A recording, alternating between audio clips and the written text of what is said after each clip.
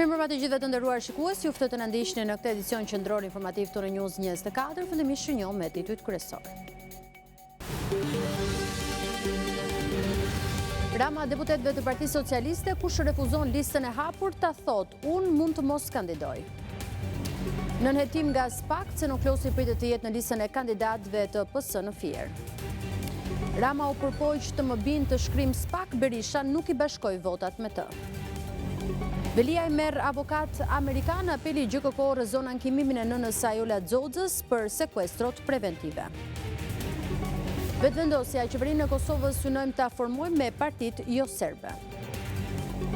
Kanadaja zgjedh kryeministrin, Trump po sulmon punëtorët, familjet dhe bizneset tona. Trump mbyll 83% të programeve të USAID, keq përdorën miliarda dollar të amerikanëve.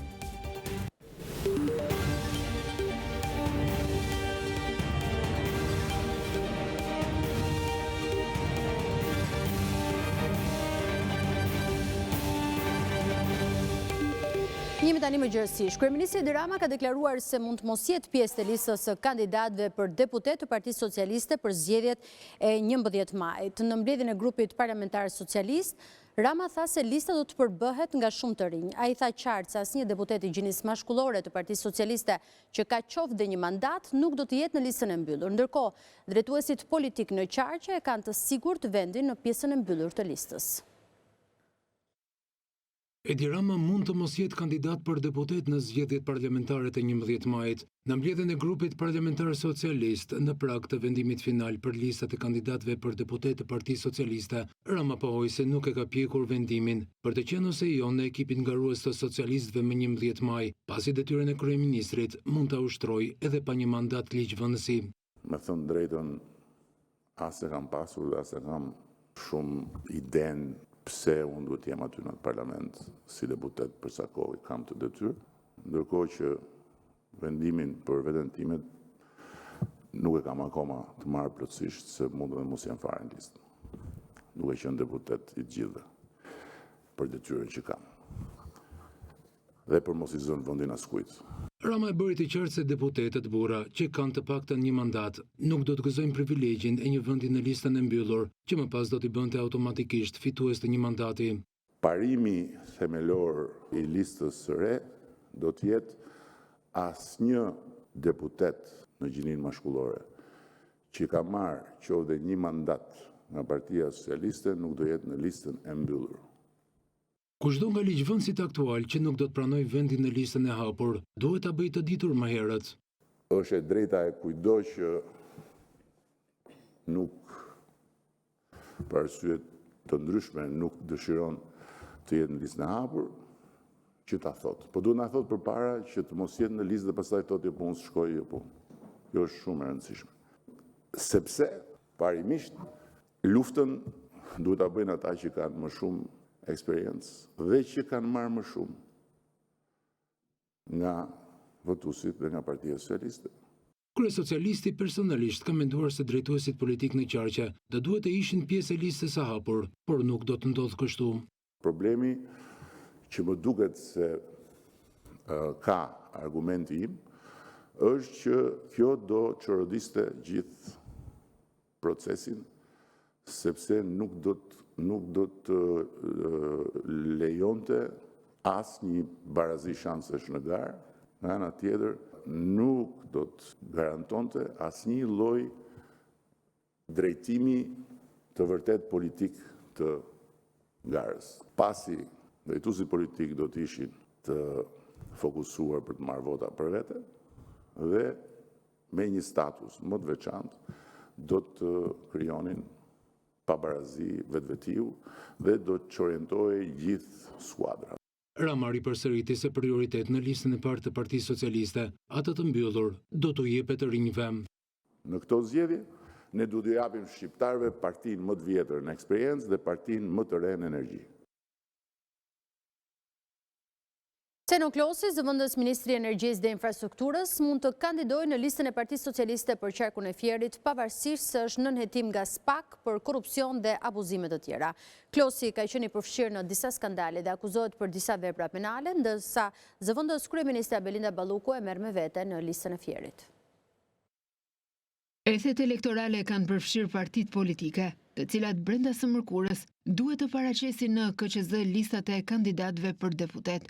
Në kampin e socialistëve, Edi Rama ka paralajmëruar të sjellë një uragan, duke integruar të rinj në listat e mbyllura dhe duke lënë deputetët me eksperiencë të garojnë me njëri tjetrin në listën e hapur. Një nga personat e lakuar në media, si pruri e re në listat e kandidatëve socialist, është edhe ai zëvendës ministrit të energjisë dhe infrastrukturës, Ceno Klosi, që rezulton se mund të jetë i dyti në listën e qarkut të Fierit. Kandidatura e Klosit, një emër i shumë përfolur, çuditi shumë kënd në radhët e Partisë Socialiste dhe në opinion, duke qenë se ai është nën hetim nga prokuroria e posaçme kundër korrupsionit dhe krimit të organizuar. Ceno Klosi po hetohet nga SPAK për 4 vepra penale: korrupsion, shpërdorim detyre, mashtrim dhe falsifikim dokumentash. Ceno Klosi është një prej zyrtarëve besnik të ministres së infrastrukturës Belinda Balluku dhe ai ka shërbyer në disa funksione, duke lënë pas dëme të konsiderueshme financiare. Ai është në hetime të thelluara nga SPAK pas 2 kallëzimeve nga opozita për afera të ndryshme korruptive në institucionet që ka drejtuar. Pikërisht për këto afera të dyshuara, në fund të tetorit të kaluar, Klosi u mor në pyetje nga prokurorët e SPAK-ut. Edhe një institucion i pavarur kushtetues, si kontrolli i lartë i shtetit, ka zbuluar abuzime marramendëse nga Klosi, kur ai ishte në krye të tatimeve, në OSHE dhe në Agjencinë e Ujësillës Kanalizimeve. KLSH-ja ka rekomanduar shkarkimin e Klosit, por ai është marrë në mbrojtje politike nga zëvendës kryeministra Belinda Balluku. Dhe pikërisht, për t'i përforcuar këtë mbrojtje politike, Balluku synon të marrë me vete Klosin në listat e kandidatëve të Partisë Socialiste në qarkun e Fierit. Askush nuk e di çfarë kontributi politik ka ai në Partinë Socialiste, dhe pse Balluku synon ta përfshijë me forcë në listën e kandidatëve të 11 majit. I vetmi kontribut që Ceno Klosi mund t'i ofrojë partisë në pushtet është përfshirja e tij në ndikimin e zgjedhësve shqiptar për votën e tyre. Ceno Klosi nuk ka asnjë lidhje organike me Partinë Socialiste dhe ai do të ishte një faturë e shtrenjtë për të paguar nga socialistët në këtë qark. Sali Berisha ka prezantuar sot koalicionin Aleanca për Shqipërinë Madhështore, ku janë pjesë 26 subjekte politike. Ai akuzoi Edi Ramën për mashtrim dhe korrupsion, duke theksuar se opozita kurrë nuk do t'i bashkojë votat me të kundër SPAK. Sali Berisha prezanton koalicionin Aleanca për Shqipërinë Madhështore, ku do të bëjnë pjesë 26 subjekte politike. Kreu i PD-s u shpreh entuziast për këtë bashkim dhe tha se demokratët do të mbajnë premtimet që kanë bërë për pensionet, rrogat, naftën e të tjerë. Me zotimin solem se 3 muajt e parë nuk do ketë shqiptar që nuk do marrë 200 euro minimum jetik, dhe se rrogë minimale nuk do ketë në 500 euro, dhe se rrogë mesatare nuk do ketë në 1200 euro. Në qoftë se në rrugë të mëdha Shqipërisë i ndërtuar me kompanitë më të mëdha të botës, ta ndërtojnë me salillarin, me këte, me atë, me radhë, dhe shemben, bëhen, kushtojnë, ribëhen, e tjerë me radhë. Kështu është dhe puna ilaçeve. Ilaçet i dominon Vilmanushi dhe shqiptarët marrin ilaçe krejtësisht jashtë çdo kontrolli. Në fund dhe nafta do t'jetë as 100 darkë me shtresë sa në Kosovë që e merr nga Durrësi dhe shet 40% më lirë. Energjia elektrike do jetë 7 lekë, për biznesin do jetë 6 lekë. Berisha quajti Ramën një mashtrues, i cili nuk mundet të thotë shqiptarëve një arritje të tij gjatë këtyre 12 viteve, pasi çdo punë e tij është e zhytur në korrupsion. Një njerëz që ka qeverisë 12 vite, s'u tregon dot shqiptarëve një arritje. Nuk u tregon dot sepse edhe ato arritje që numërohen me gishtat e dorës janë të nxirra nga vjedhje të tmerrshme. Nuk e përmend dot tunelin e Llogaras, sepse shkruhet 50 milion të vjedhura me një dorë. Nuk flet dot për Unazën, që e mbylli përsëri, sepse 13 kilometrat e fundit i ndau në 14 kontrata. Shefi i Selis Blu ju përgjigj me batuta deklaratave të Ramës për Kujtim Gjuzin. Çfarë paraqet para tjetër? Paraqet Hardhuc, paraqet Zhapi, paraqet Bretkoca, Zhaba, dhe tani sfundi i kanë ngel në gojë ku je Kujtim, jepi ato musteqe ose bëj diçka me të se çmellet pas musteqeve tua burrë dhe këto. Pas prezantimit të koalicionit opozitar, Berisha zhvilloi një konferencë me gazetarët në Selin Blu, ku pohoi se Rama ka bërë tentativa publike dhe jo publike për të kërkuar votat e opozitës kundër SPAK, por siguroi se nuk do t'i bashkojë kurrë votat me të. Dështoj të siguroj votat e PD-s dhe të bind Sali Berishën për të shkrisë skapin e partisë, dështoj, bëri përpjekaj. edhe publike, edhe në Rogozë, por siç kam deklaruar dhe siç jam betuar, s'do i bashkoj kur votat me te, masi asnjë hap nuk do mund të bëhet pa Komisionin e Venecias, i cili do jetë jo vetëm arbitri, po do jetë institucioni që do trajtoj problemet e reformës drejtësi. Kryeministri Edi Rama reagoi për akuzat e opozitës për mbylljen e rrjetit social TikTok, duke theksuar se nuk ka lidhje me lirinë e shprehjes dhe as me zgjedhjet. Rama ironizoi edhe thirrjet e kreut të PD Berisha për bojkotin e mësimit, duke theksuar se është për të qeshur kur dëgjon deklarata të tilla nga ai që Rama e quan karavide e Shqipërisë madhështore. Para njëherë kjo s'ka të bëjë gjikundi me lirinë e fjalës e me zgjedhjet dhe është një mbyllje që unë uroj të jetë e përkohshme, por që do të zgjas aq kohë sa kompania do të na jap një plan bindës, sigurie dhe mbështetje për prindrit në edukimin e fëmijëve. Nga ana tjetër, apeli i bufit Knetës për fëmijët që mos shkojnë në shkollë apo që t'i bashkohen bashkë me prindrit në protest armatës tij, besoj se duhet marrë tejet seriozisht si një simptom lajthitjeje e rrezikshme, çka të bën për të qeshur kur sheh karavidet e Shqipërisë madhështore, po nuk është më për të qeshur kur shkon deri tek fëmijët dhe i përfshin dhe ata në shënjestrën e kënetës së paskrupull. Presidenti i Partisë së Lirisë Ilir Meta e konsideron historik koalicionin me Partinë Demokratike që sipas tij do të garantojë rotacionin më 11 maj. Meta ju drejtua me një mesazh mbledhjes së Komitetit Drejtues të partisë së tij që zhvilloi punimet pas ditën e kësaj të hënë. Ndërsa Partia e Lirisë mblodhi Komitetin Drejtues Kombëtar, presidenti i kësaj partie Ilir Meta ju drejtua me një mesazh, duke theksuar se koalicioni me Partinë Demokratike është historik. Kemi aderuar në një koalicion historik me Partinë Demokratike dhe 25 parti të tjera, jo vetëm për të garantuar rotacionin politik, por edhe për të hapur një rrugë të re atë të realizimit të programit ton konkret që jep fund shpopullimit të Shqipërisë. Teksa kujtoi se Lëvizja Socialiste për Integrim garantoi rotacionin politik më shumë se 20 vite më parë në vend. Ky rotacion sipas tij do të garantohet edhe më 11 maj. Ne do të jemi edhe më krenar në 12 maj për përmbysjen e narkoregjimit dhe të narkoekonomisë, që jo vetëm kanë dëbuar 1 milion shqiptar, por edhe aktualisht kanë zhytur në varfëri ekstreme 42% të popullsisë së mbetur.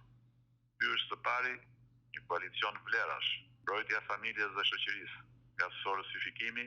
Kreu i Partisë së Lirisë thotë se në koalicionin me Partinë Demokratike janë të pesta prioritetet e forcës që drejton. Vjedhje për rekord Guinness i ka quajtur kryedemokrati Berisha tenderat e Belinda Ballukut, ndërsa pyeti deputetët socialistë se pse Rama nuk e përmend më non gratën e tij. Deklaratat e tij gjatë seancës parlamentare, e cila këtë të hënë nisi me 1 minutë heshtje për nder të ish deputetit Andis Harasani. Seanca e kësaj të hënë në parlament nisi me 1 minutë heshtje për ish deputetin e ndjer Andis Harasani, ndërsa kryetaria e kuvendit vlerësoi kontributin e tij. Andisi ka qenë një profesionist i talentuar, menaxher i aftë dhe i spikatur, një parlamentar aktiv dhe i përkushtuar, cili u zgjodh deputet i Kuvendit Shqipërisë në 2 legjislatura, në vitin 2005 dhe vitin 2009. Nderim të kontributit të tij për vendin, ju ftoj të mbajmë 1 minutë heshtje.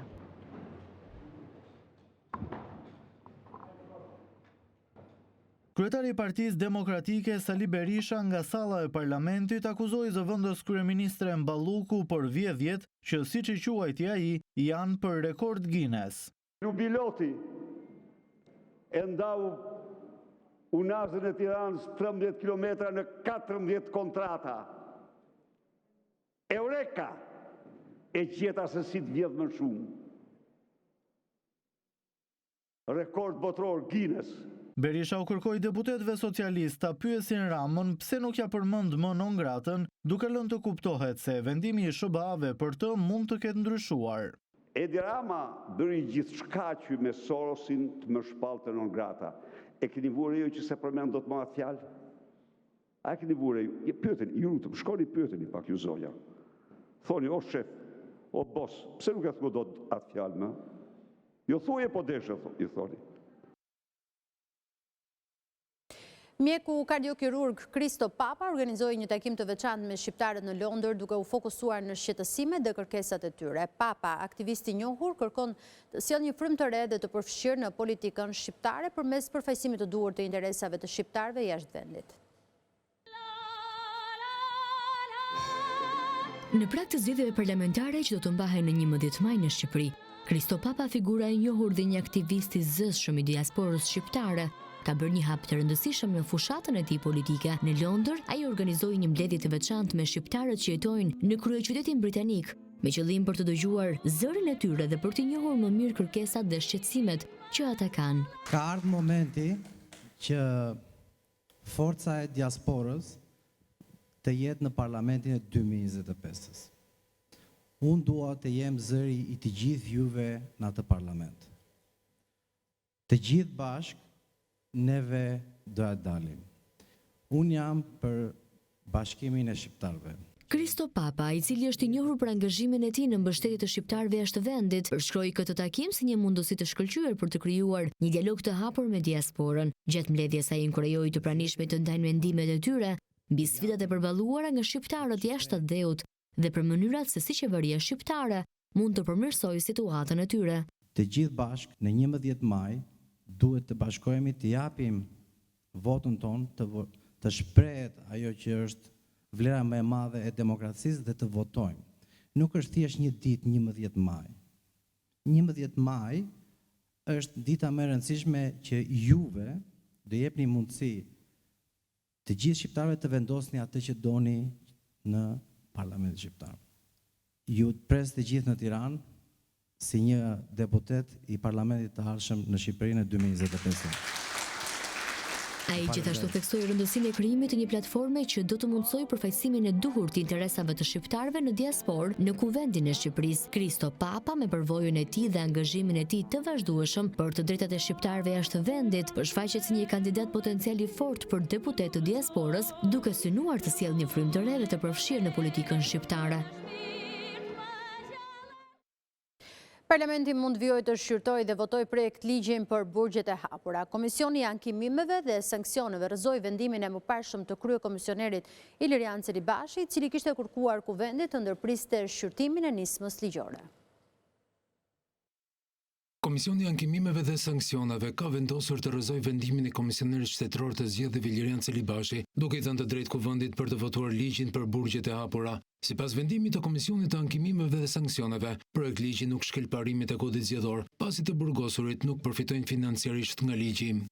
Komisioni i ankimimeve dhe sanksioneve vendosi pranimin e kërkesës ankimore numër 2 datë 21/2/2025 të depozituar nga Kuvendi i Shqipërisë, shfrytëzimin e vendimit numër 117 datë 19/2/2025 të Komisionerit Shtetëror të Zgjedhjeve. Kryetari i Komisionit Parlamentar të Sigurisë, deputeti socialist Nasip Naço, deklaroi para dhënies së vendimit se nga projekt ligji askush nga të burgosurit nuk përfiton financiarisht.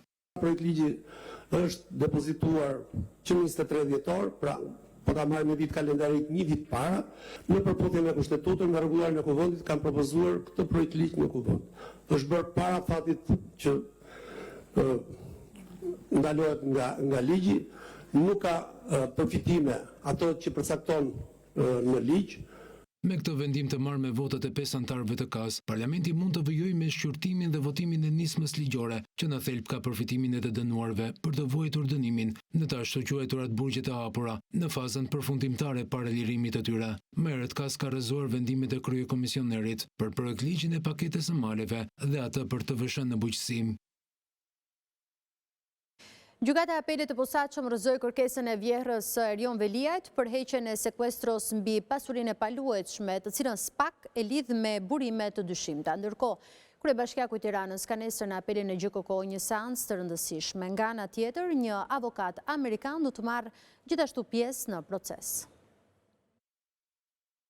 Përpjekja e radhës e familjarëve të Erion Veliajt për të bindur gjykatën që të firmos në favor të kërkesave të tyre nuk ka rezultuar e suksesshme. Gjykata e apelit të posaçëm rozoi këtë të hënë një kërkesë të bërë nga Valbona Xoxa, vjera e kryebashkiakut të Tiranës për heqjen e sekuestros mbi një pasuri të paluajtshme. Për këtë pasuri SPAK pretendon se rrjedh nga burime jo të lishme dhe se zotërohet në mënyrë të tërthort nga kryebashkiaku dhe bashkëshortja e tij.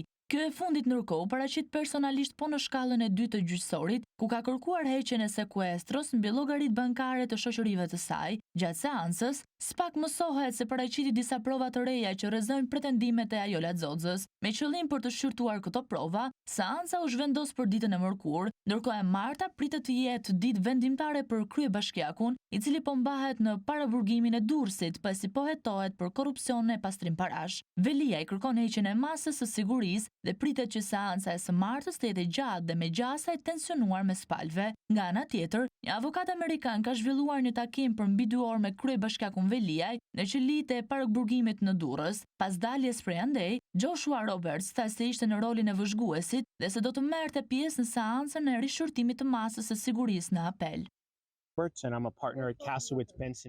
Jam partneri i një studio ligjore amerikane që këshillon kryetarin Veliaj dhe jemi në dieni për arrestimin e tij prej datës 10 shkurt. Jam këtu thjesht në rolin e vëzhguesit. Në Amerikë, sipas kushtetutës dhe ligjit, akuzat dhe veprat penale ngrihen në bazën e një shkaku të arsyeshëm kur të jetë kryer një krim, dhe qytetarët që përballen me akuza penale mund të ndalohen para gjyqit vetëm nëse paraqesin rrezik për shoqërinë. Ndikimet e caktuara në afat dhe pa akuza penale dhe kriteret për rreziqe për politikanët janë në kundërshtim me sundimin e ligjit dhe demokracinë në SBA. Nesër unë do të vëzhgoj argumentet e apelimit në lidhje me lirimin me kusht të kryetarit Veliaj. Are contrary to the rule of law and democracy in America. Teksa mbajti meshën e së dielës në katedralen Shën Shtjefni të Shkodrës, famultari Dom Vlash Pala i cilësoi me tone të ashpra politikanët të korruptuar si shtresa më e ulët e këtij vendi. Ai u bëri thirrje politikanëve të mos të shfrytëzojnë pushtetin që u jepet nga populli për interesa vetjake. Famultari Dom Vlash Palaj, teksa mbajti meshën e së dielës në katedralen Shën Shtjefni të Shkodrës, me tone të ashpra, i cilësoi politikanët e korruptuar si shtresa më e ulët e këtij kombi. Me këtë situatë që është kriju në vendin tonë nuk bën gjë tjetër vetëm tregojnë e mbien keq për ta, sepse më duken shtresa më ignorante, më ulët e popullit shqiptar. Kena votuar për me na bë mirë, por mas abuzot deri në atë pikë sa që më morën qafë. E mja hek ka shate në gojë sidomos atij i cili lofton ashpër çdo ditë për me pas bukën e përdiqme. Aty është e pafalshme. Mëkati çon në vdekje. Prandaj mëkati i korrupsionit çon në burg. Famultari Palaj foli edhe për kohët e vështira gjatë regjimit komunist, ndërsa shprehu keqardhje se ende në ditët e sotme ka persona që e duan atë sistem. Por edhe pse në atë kohë të vështirë, siç thash, shumë kush e rujti besimin e Zotin edhe pse fshetas. Ndërsa sot situata është disi më lehtë, por prap tunimi vazhdon. Tunimit mund të rezistojnë vetëm ato të cilët janë të kapur për sigurinë e Zotit. Sepse atë nuk mund ta sfidojnë askush. Gjëja e parë që duhet mendoll në jetën tonë është kthimi i zemrës tonë në të vërtetën e Zotit.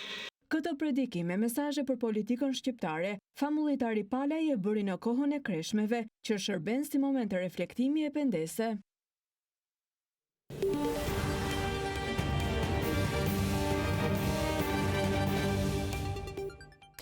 Sekretari i Shtetit Marco Rubio njoftoi sot se mbi 80% e programeve të USAID-it janë mbyllur pas një procesi rishikimit të gjitha programeve të kësaj agjencie që zgjati 6 javë. Do të lidhemi tani me gazetaren e Zërit të Amerikës, Menada Zaimi, për të mësuar të tjera detaje nga ky zhvillim. Menada, të përshëndes, çfarë pritet të ndodhë me programet e mbetura? Daliana, janë 5200 kontrata të anuluara ose 82% e programeve të USAID-it, mbeten vetëm 1000 programe ose 18% të gjitha tyre që ishin përpara procesit të rishqyrtimit, që si tha sot sekretari i Shtetit Marco Rubio do të administrohen tashmë nga Departamenti i Shtetit në mënyrë më efektive dhe në konsultim me Kongresin. Sa i takon kontratave të mbyllura, zoti Rubio tha se për to janë shpenzuar me 10 miliarda dollar në mënyra që jo vetëm nuk e kanë shërbyer, por në disa raste dhe kanë dëmtuar interesat thelbësore amerikane. Ky zhvillim është rrjedhoi e vendimit të presidentit Donald Trump, më njëherë pasi mori zyrtarisht detyrën më 20 janar për një pauzë 90 ditore të ndihmës për vendet e huaja, duke e futur atë në një proces rishqyrtimi për të parë nëse programet përpudheshin me politikën e tij të jashtme Amerika e para. Ky urdhër dhe të tjerë që e pasuan atë çuan në një ndalje të operacioneve të agjencisë në mbar botën, krijuan kaos në përpjekjet globale për ndihmë humanitare. Me mira punonjës të USAID-it u pezulluan apo dhe u pushuan nga puna dhe shumica e tyre që janë pezulluar nuk pritet që të rikthehen në detyrë. Mbyllja e një pjesë të madhe të programeve të USAID-it i jep fund një politike që zbatoi prej dekadash, sipas së cilës ndihma humanitare dhe ajo për zhvillim që u ofroi vendeve të tjera shihet si një avancim i interesave kombëtare amerikane të lidhura me sigurinë nëpërmjet stabilizimit të rajoneve dhe ekonomive të vendeve të tjera dhe duke forcuar aleancat. Në fillim të këtij muaji, në një nga paditë shumëta lidhur me mbylljen e shpejtë programeve të USAID-it, Departamenti i Shtetit tha se po mbyllte më shumë se 90% të programeve të agjencisë, por sekretari Rubio sot nuk dha asnjë shpjegim pse shifra që ai njoftoi ishte më e ulët, 82%. Ndërkohë sot, sekretari i Shtetit Marco Rubio ndodhet në Arabinë Saudite për bisedime me një delegacion ukrainas në përpjekje për t'i dhënë fund konfliktit mes Kievit dhe Moskës. Çfarë pret pale amerikane nga këto bisedime? Shtetet e Bashkuara presin përparim thelbësor në bisedimet me Ukrainën, të cilat do të mbahen nesër. Përpara se të mbriten në Xheda, sekretari i Shtetit Marco Rubio u shpreh optimist lidhur me takimin me zyrtarët ukrainas. Ai tha se Washingtoni po kërkon të kuptojë qëndrimin e Kievit si dhe të krijojë një ide të përgjithshme se çfarë lëshimesh ishte gati të bënte Ukraina. Bisedimet në thelb do të synojnë avancimin e objektivit të presidentit Donald Trump për t'i dhënë fund luftës Rusi-Ukrainë. Vizita në Arabinë Saudite vjen disa ditë pas një takimi të nxehtë më 28 shkurt mes presidentit Donald Trump dhe atij ukrainas Volodymyr Zelensky në Shtëpinë e Bardhë, që çoi dhe në tërheqjen nga tavolina të marrëveshjes për mineralet e rralla mes Washingtonit dhe Kievit. Tashmë, kjo çështje do të jetë pjesë e bisedimeve në Arabinë Saudite. Zoti Rubio tha sot se ka shumë detaje të marrëveshjes që nuk janë përpunuar ende, po sot i dërguari i presidentit Donald Trump për lindjen e mesme Steve Witkoff tha se gjatë një interviste për rrjetin televiziv Fox News tha se pala amerikane priste përparim thelbësor në bisedime. I pyetur nëse mendonte se presidenti Zelensky do të vinte këtë javë në Shtetet e Bashkuara për të nënshkruar marrëveshjen për mineralet, ai tha se shpresonte vërtet pasi të gjitha sinjalet sipas tij ishin shumë pozitive. Zoti Witkoff konfirmoi se në bisedimet që do të zhvillohet në Xheda do të flitet edhe mbi protokollet e sigurisë për ukrainasit si dhe çështje territoriale, po kështu do të diskutojë edhe çështja e informacioneve të zbulimit që Shtetet e Bashkuara vendosin të ndërpresin në formë presioni Ukrainës për të avancuar në procesin e paqes. Kujtojmë, kjo ndodhi në fillim të javës së shkuar, por zoti Witkoff shtoi se megjithatë Shtetet e Bashkuara asnjëherë nuk i kishin ndaluar Ukrainës informacione të inteligjencës që lidheshin me mbrojtjen e saj. Menada, të falenderoj për të gjithë raportimin dhe për informacionet që përcollet. Të përshëndes. Faleminderit juve. Mirë, me lajme të tjera, presidenti Ukrainas Volodymyr Zelensky ka mbërritur në Arabinë Saudite për bisedime mbi një paqe të mundshme midis vendit të tij dhe Rusisë, e cila pushtoi Ukrainën më shumë se 3 vjet më parë. Gjatë vizitës një ditore është planifikuar një takim me princin e kurorës dhe sundimtarin de facto të vendit, Mohammed bin Salman. Të martë, një grup negociatorësh ukrainash të udhëhequr nga shefi i kancelarisë Zelensky, Andriy Yermak, ministri i jashtëm Andriy Sybiha dhe ministri i mbrojtjes Rustem Umerov do të qëndrojnë më gjatë në shtetin e Gjirit për bisedime me një delegacion amerikan të kryesuar nga sekretari amerikan i shtetit Marco Rubio. Vetë Zelensky nuk do të marrë pjesë në bisedime.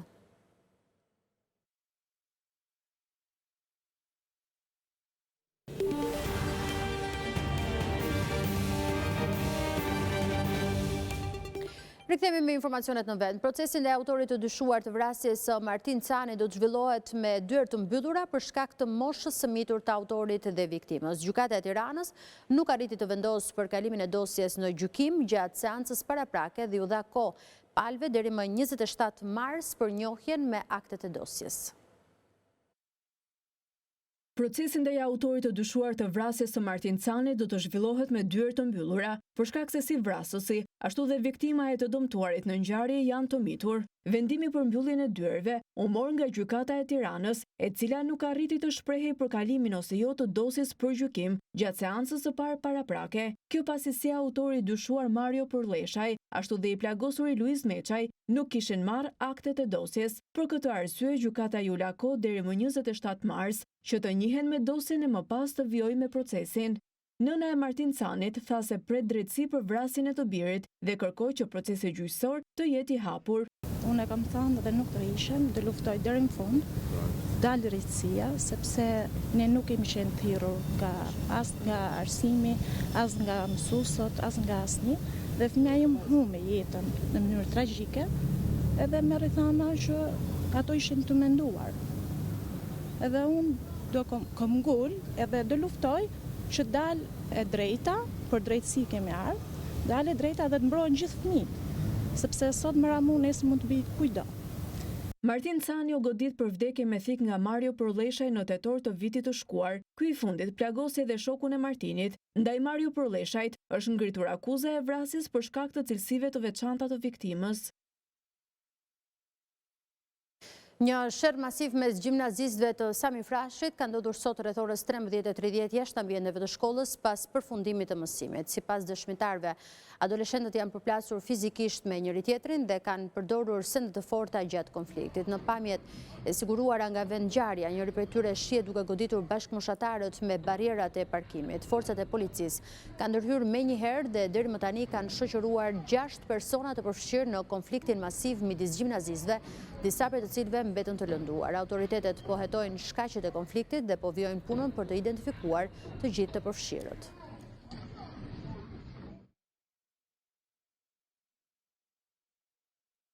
Policia franceze ka shkatëruar bandën Nikla të udhëhequr nga Edison Pula, e cila kryente grabitje të personave të pasur në Paris dhe Belgjik. Gjatë operacionit u arrestuan 7 shqiptarë, ndërsa veprimtaria e bandës përfshinte grabitjen e bijuterive dhe orëve të shtrenjta, të cilat më pas shiteshin në Shqipëri. Policia franceze ka goditur bandën e grabitësve shqiptare paguzuar me emrin Nikla, e cila drejtohej nga 30 vjeçari Edison Pula. Në pranga, sipas autoriteteve franceze, kanë rënë 7 shqiptarë të përfshirë në këtë bandë, që merrej kryesisht me grabitje banesash në Paris. 2 të parët u arrestuan më 20 janar në Luksemburg, ndërsa 5 të tjerët u kapën më 4 mars pranë Reims. Dyshohet se banda e shqiptarëve ka grabitur 49 personazhe të famshëm mes Francës dhe Belgjikës, futbollist, këngëtar dhe pilot të Formula 1. Adresat e tyre i gjenin në rrjetet sociale dhe më pas ju shkonin në banesa dhe ju vidhin bijuteri, ora dhe sende luksoze, vlera e të cilave kalon 1 milion euro. Pasi janë vjedhur, sipas policisë franceze, mallrat luksoze janë shitur në Shqipëri. Sipas autoriteteve franceze, kreu i kësaj bande, e quajtur Nikla, është 30 vjeçari shqiptar Edison Pula, i cili u arrestua në Luksemburg në fund të janarit të vitit 2025 për llogari të Francës. Ai u identifikua fal profilit gjenetik, i marrë nga më shumë se 30 vjedhje të kryera midis qershorit 2022 dhe shtatorit 2024. Pula njihet për arratisjet e tij të shumta, përfshirë një spektakolare në qershor të 2022-shit nga burgu italian i Trevisos. Më pas u strehua në Francë, ku vazhdoi të kryente krime. Policia franceze e ka cilësuar si një nga operacionet më të rëndësishme goditjen e kësaj bande dhe ky operacion shënon një fitore të rëndësishme në luftën kundër krimit të organizuar, duke i dhënë fund veprimtarisë së një bande që vepronte prej disa vitesh. Gjendet i mbytur në det 49 vjeçari nga Tirana që humbi kontaktet me të afërmit e tij. Ai ishte nisur drejt Ksamilit, ku familja ka një shtëpi pushimi në datën 8 mars rreth orës 6 të mëngjesit dhe që nga ai moment nuk pati më asnjë kontakt me familjarët apo miqtë e tij, ndërsa bëhet e ditur se celulari i tij ka rezultuar aktiv deri në orën 16 të asaj dite. Policia kontrolloi përgjatë vijës bregdetare të Ksamilit, ku gjeti rroba dhe një celular që sipas familjarëve i përkisnin 49 vjeçarit Naim Likometi. Për gjetjen e 49 vjeçarit u angazhuan policia vendore e Sarandës dhe policia kufitare. Policia bën me dije se në trupin e 49 vjeçarit nuk ka shenja dhune.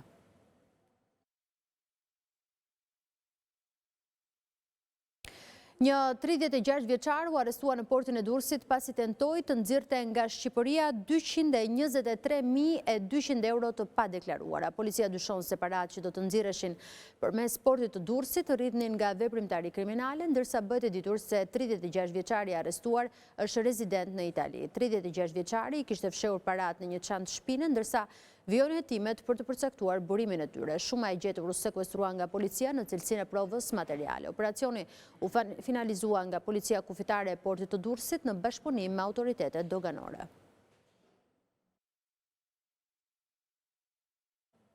Banorët e shkollës komunale në kryeqytet, të cilët ishin nxjerrë nga procesi i rindërtimit, kanë fituar gjyqin në gjykatën administrative ndaj Bashkisë Tiranë dhe banorët tashmë duhet të rifuten në procesin e rindërtimit që të marrin banesat e tyre.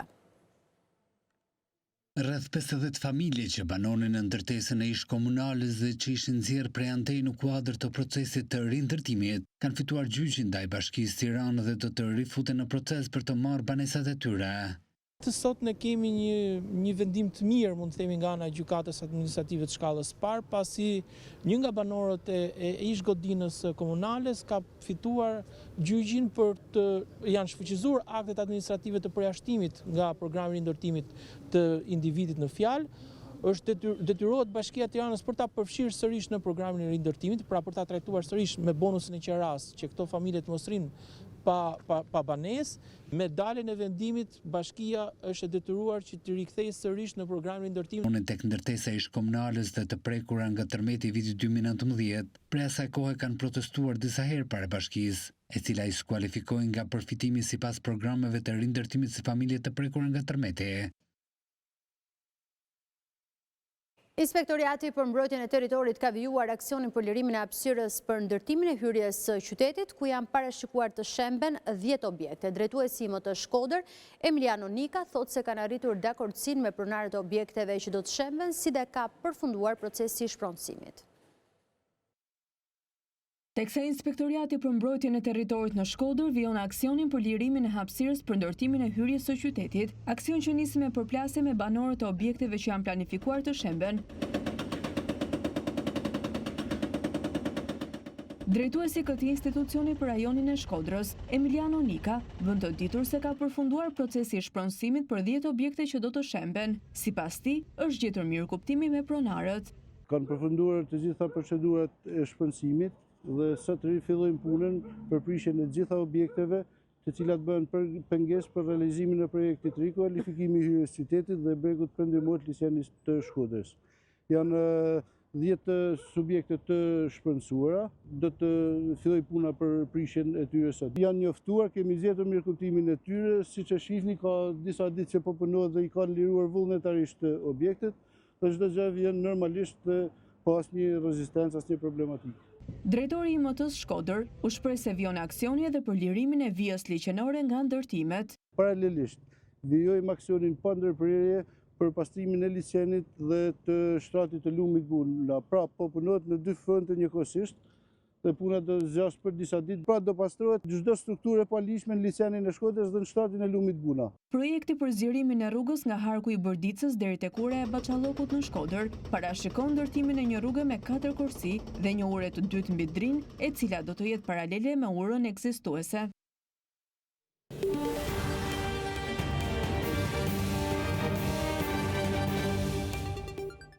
Neoviz Glory Plus, skaneri vetëm në Ballkan me teknologjinë më të avancuar, vjen tashmë në Spitalin Salos. Me këtë skaner ju mund të merrni rezultate me një saktësi të jashtëzakonshme për diagnoza të sëmundjeve kardiovaskulare, neurologjike dhe shumë të tjera. Ekzaminimi i arterieve koronare bëhet tashmë në Spitalin Salus me teknologjinë më të avancuar. Neoviz Glory Plus, skaneri vetëm në Ballkan me teknologji më të avancuar, tashmë në Spitalin Salus. Jemi krenarë të njoftojmë se Spitali Salus ka sjell Neoviz Glory Plus, skanerin më të avancuar në Ballkan për diagnozat të sakta dhe të shpejta. Ndryshe nga skanerat e tjerë, me këtë teknologji ju mund të merrni rezultate me një saktësi të jashtëzakonshme për diagnozat të sëmundjeve kardiovaskulare, neurologjike dhe shumë të tjera. Sëmundja kardiovaskulare është një ndër shkaqet kryesore të invaliditetit dhe vdekshmërisë në mbar botën. Një vend të rëndësishëm këtu është sëmundja aterosklerotike e artereve koronare, me pasojë infarktin e miokardit dhe njëherë dhe vdekjen e papritur. Diagnostikimi i hershëm i kësaj sëmundje është mjaft i rëndësishëm pikërisht për të parandaluar këto evente madhore. Një havë diagnostike shumë e rëndësishme është angiocitoja e arterieve koronare, për shkak se është jo invazive dhe jep një informacion të shpejt në kohë reale për diagnozën, duke ndihmuar kështu në parandalimin e eventeve madhore që lidhen me këtë sëmundje. Pikërisht të shërbim e ofrojmë ne në Spitalin Salus. Neovis Glory Plus është i vetmi skaner në Ballkan që përdor teknologjinë më të fundit për të siguruar rezultate të sakta, të shpejta dhe të sigurta për shëndetin. Ky skaner inovativ është i pajisur me inteligjencën artificiale, që siguron një nivel të jashtëzakonshëm preciziteti dhe efikasiteti. Skaneri Neovis Glory Plus është skaner me 256 detektor, i cili përkthehet në kohë shumë të shpejt ekzaminimi, gjë që do të thotë ekspozim shumë i reduktuar i pacientëve në rrezatimin X.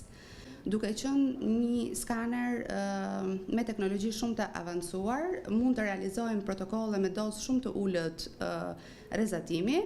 Ky skaner mund të përdoret për të ekzaminuar pacient kronik, të cilëve i duhet të kryejnë disa ekzaminime skanerike në vit, mund të bëhen depistime në popullat, gjithashtu mund të përdoret edhe për diagnostikimin e patologjive të pacientët pediatrik, sigurisht ato të cilët kanë një indikacion nga mjeku pediatër. Spitali Salus është i angazhuar për të ofruar trajtimin më të mirë dhe më të sigurt. Neovis Glory Plus është teknologjia që garanton saktësinë dhe sigurinë, që keni nevojë për një diagnostifikim të shpejtë dhe të saktë në mënyrë absolute. Ju mirëpresim në Spitalin Salus.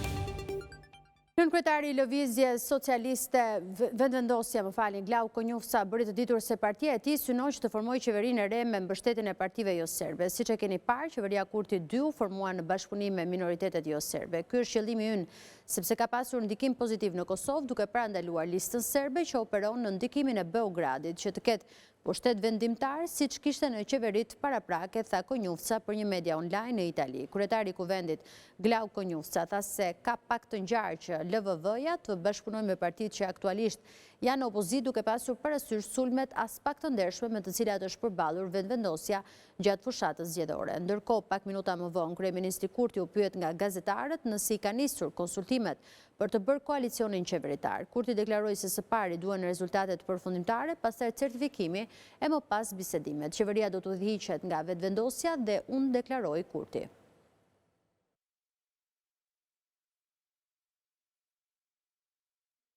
Sekretari i përgjithshëm i NATO-s Mark Rutte ndodhet për një vizitë në Bosnjë-Hercegovinë, nga ku theksoi se aleanca është e përkushtuar për paqen atje. 3 dekada pas marrëveshjes së Daytonit, NATO mbetet e fuqishëm e përkushtuar ndaj stabilitetit dhe sigurisë në këtë rajon, deklaroi kreu i NATO-s në Bosnjë.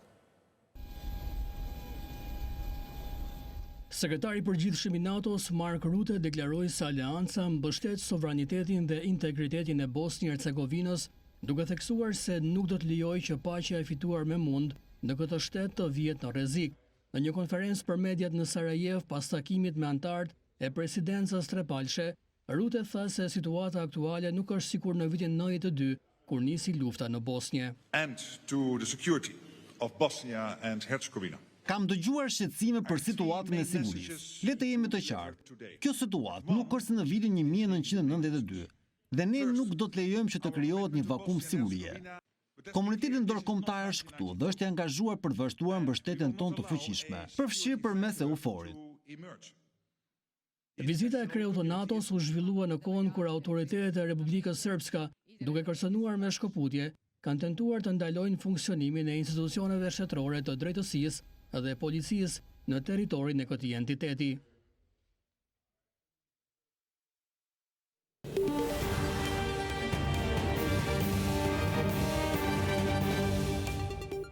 Partia Liberale e Kanadas zgjodhi me shumicë dërmuese Mark Carney si kryeministër të ri të vendit të dielën, teksa ish guvernatori i Bankës Kanadeze paralajmëroi për ditë të errta të shkaktuara nga Shtetet e Bashkuara në presidencën e Donald Trump. Carney menjëherë mori një qëndrim kundër presidentit amerikan, të cilin e akuzoi se po sulmon punëtorët kanadez, familjet dhe bizneset. In first place, the next Prime Minister of Canada, Mark Carney, with Mark Carney nga Partia Liberale e Kanadas u zgjodh me shumicë votash kryeministër i ri i vendit të dielën, teksa ish guvernatori i Bankës Kanadeze paralajmëroi për ditë të errëta të shkaktuara nga Shtetet e Bashkuara nën presidencën e Donald Trump. Carney menjëherë mori një qëndrim kundër presidentit amerikan, të cilin e akuzoi se po sulmon punëtorët kanadez, familjet dhe bizneset. Nuk mund ta lem atë të ketë sukses, tha 59 vjeçari, i cili do të marrë detyrën në ditët në vijim nga udhëheqësi në largimin e liberalëve Justin Trudeau. Ky fundit njoftoi në janar se do të tërhiqej pas më shumë se 9 vjetësh në pushtet, pasi mbështetja e publikut për të, sipas sondazheve, ra ndjeshëm, duke detyruar Partinë Liberale që të zhvillojë garë partijake për ta zëvendësuar atë. Por Carney mund të mos qëndroj për një kohë të gjatë në këtë detyrë. Kanadaja duhet të mbajë zgjedhjet drejt në tetor, por vendi mund të përballet me zgjedhje të parakoshme brenda javësh. Sipas sondazheve aktuale, konservatorët, që janë në opozitë, konsiderohen favorit. Gjatë fjalimit të fitores para një turme mbështetësish të partisë në Ottawa, Carney paralajmëroi se SBA-ja nën presidencën e Trump po përpiqet të marrë kontrollin e Kanadas. The Americans want our resources, our water, our land, our country. Amerikanët duan burimet tona, ujin ton, tokën ton, shtetin ton. Ditë e errëta të shkaktuara nga një shtet që ne nuk mund t'i besojmë më. Carney tha se është personi i duhur për të ringjallur besimin ndaj partisë dhe për të mbikëqyrur procesin e negociatave tregtare me Trump, i cili ka kërcënuar me tarifa shtesë që mund të dëmtojnë rënd ekonominë e Kanadas, e cila varet nga eksportet. Carney ka argumentuar se përvoja e tij e bën atë njeriun ideal që të përballet me Trump, duke paraqitur veten si një menaxher të krizave ekonomike që udhëhoqi Bankën e Kanadas gjatë krizës financiare në vitet 2008-2009 dhe Bankën e Anglisë gjatë razierave që pasuan votimin për daljen nga Bashkimi Evropian në vit 2016, ndërkaq gjatë fjalimit të lamtumirës para publikimit të rezultateve të garës partijake, Trudeau tha se kanadezët përballen me një sfidë ekzistenciale nga fqinji ynë. Komisioni Qendror i Zgjedhjeve në Rumani refuzoi kërkesën e kandidatit pro-rus të ekstremit djath Kalin Georgescu për të garuar në zgjedhjet presidenciale, pasi sipas tij plotëson kushtet e kërkuara me ligj. Kjo shkaktoi kaos në Bukuresht, ku mbështetësit e tij u përleshën me policinë.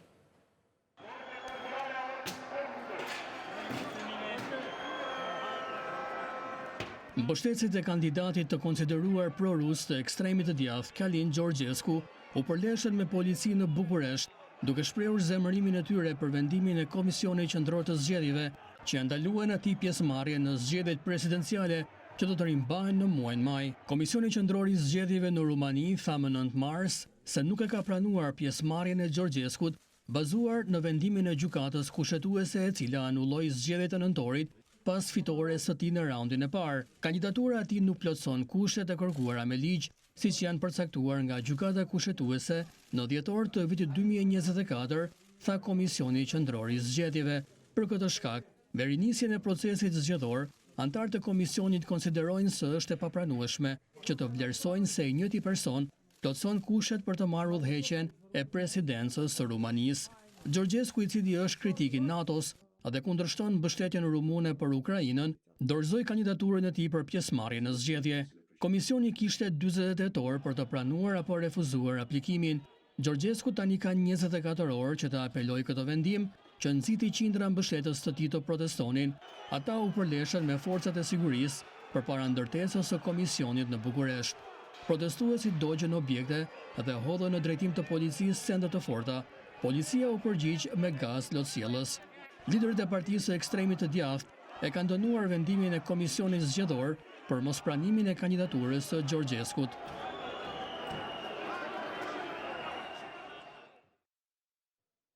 Në Gjermani, këtë të hënë po zhvillohet një grevë njëditore e punojësve në 13 aeroporte përfshirë Frankfurt dhe Munich, duke shkaktuar anullimin e shumicës së fluturimeve. Greva zgjat 24 orë dhe organizuar nga Sindikata Verdi, e cila kërkon paga më të mira për punojësit. Si pasojë e kësaj greve, pritet të preken rreth 500.000 udhëtar. Në Gjermani këtë të hënë po zhvillohet një grevë njëditore e punonjësve në 13 aeroporte, përfshirë aeroportin e Frankfurtit dhe Munichut, duke shkaktuar anullimin e shumicës së fluturimeve. Greva zgjat 24 orë dhe organizua nga Sindikata Verdi. Ajo përfshin punonjës të sektorit publik, si dhe personelin e sigurisë. Kërkesa e sindikatës është rritja pagave për punonjësit. Greva e sindikatave ka në shënjesër aeroportet e Hamburgut, Bremenit, Hanoverit, Berlinit, Düsseldorfit, Kölnit, Bonit, Leipzig, Stuttgartit dhe Munihut. Një zëdhënës i sindikatës Verdi pranoi se greva do të prekte shumë njerëz, por u tha mediave gjermane se ky hap ishte i nevojshëm për të nxjerrë një ofertë më të mirë nga punëdhënësit.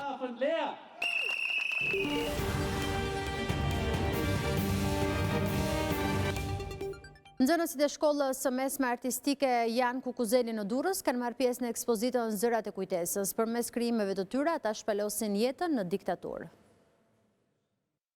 Një embosh, një dëshmi e varfërisë dhe mungesës, argjila që mbulon një peshë së kaluarës, histori vuajtjesh dhe persekutimi. Në qendër një pasqyrë, reflektimi heshtur që fton shikuesin që të vendos veten në këtë realitet. Grisela Feza, nxënëse e shkollës së mesme artistike Jan Kukuzeli në Durrës, është një prej pjesëmarrësve në ekspozitën Zërat e kujtesës që përmes krimeve të rinjve shpalos jetën në diktaturë duke marrë emrin nga një kolane botuar nga Instituti për Studimin e Krimeve dhe Pasojave të Komunizmit. A mund ta shohësh veten në këtë realitet, pyet ajo, ndërsa instalacionin e saj e cilëson një ftesë për të reflektuar. Pasqyra e heshtur qëndron për krah veprave në pikturë, tekstil, vizatim grafik e tjerë që denonsojnë fasadat e lumturisë, gjellët për të panjohurit, radhën për ushqim, hijet njerëzore dhe dyert e dhimbjes si porta që u mbyllën për gjithnjë. Organizatorët shpjegojnë idenë. Një formë alternative që përfshihet në projektet e komunikimit me brezin e ri për misionin e institutit që është zbardhja e të shkuarës komuniste e krimeve persekutimit. Mbi Zërat e kujtesës lindi kjo ide që ndoshta nxënësit mund t'i lexonin gjithashtu dhe mund ta shfaqnin ato që përjetonin gjatë leximit të tyre. Arritën të përtojnë domethënë në histori kaq të ndjeshme, jemi ulur, kemi biseduar gjatë dhe jemi munduar që të krijojmë një empati, po themi, me historitë të kaluarës. Të rinj të japin fytyrë zërave të harruar që rrëfejnë. Ekspozita qëndron e hapur për 2 ditë pranë piramidës. Kemi rritur kështu në fund të këtij edicioni informativ. Për të informuar në çdo kohë me lajmet më të fundit nga vendi, rajoni dhe bota, ftohet të vizitoni faqen balkanuaj.com, aty mund të ndiqni dhe News 24 në live stream. Ju falenderoj për vëmendjen tuaj, ju lënë në shoqërinë e programacionit në vijim.